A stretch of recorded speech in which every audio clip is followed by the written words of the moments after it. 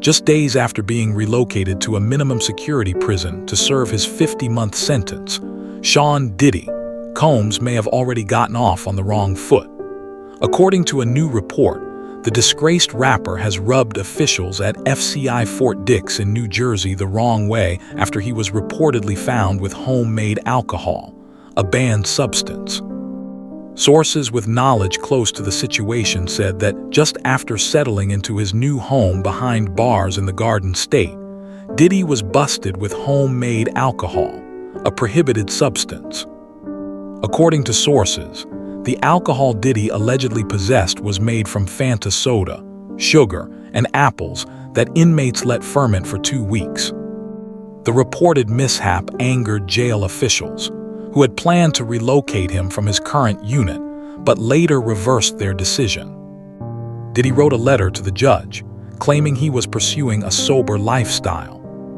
Diddy's alleged encounter at FCI Fort Dix comes a little over a month after the Finna Get Loose rapper was sentenced to 50 months behind bars. At his sentencing, Diddy pleaded for mercy, claiming he's changed since his September 2024 incarceration. Diddy also got deeply personal in a written letter to the court in which he penned, "I lost my way. I got lost in the journey, lost in the drugs and the excess. My downfall was rooted in my selfishness." As he continued, the father of 7 explained that he'd been making the most of his time in custody by reading books or speaking with therapists to obtain the tools and knowledge to deal with my past drug abuse and anger issues. Another individual close to Diddy who spoke openly about the rapper's previous drug and alcohol use was his ex-girlfriend of nearly a decade, Cassie Ventura.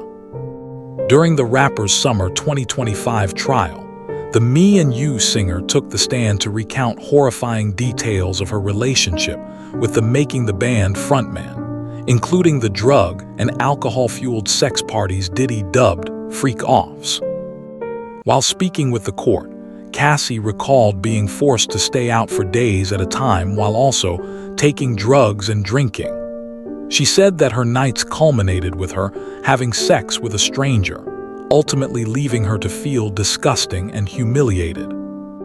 Ventura testified that she was often so out of her element due to the drugs that she began questioning her version of events. "Did this really happen to me? I didn't know what was going to happen after that, if we were going to do it more frequently.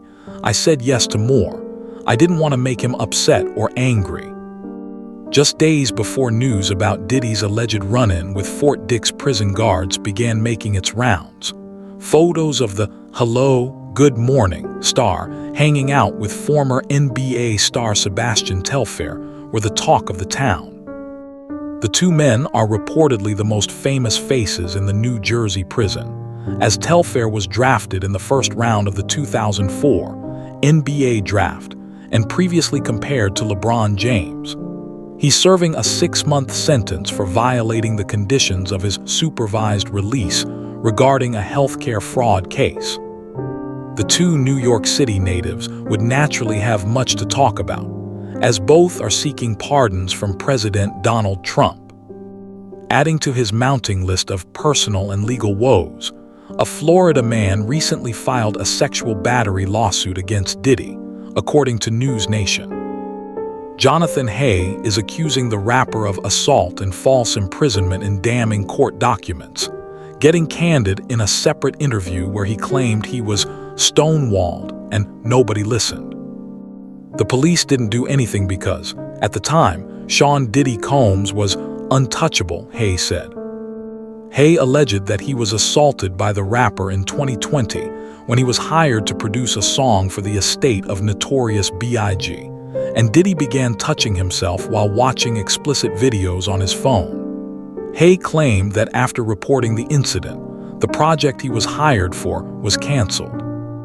Diddy just doesn't show up at the location to violate me the way that he did without there being some kind of correspondence between the other perpetrators that attacked me, he said.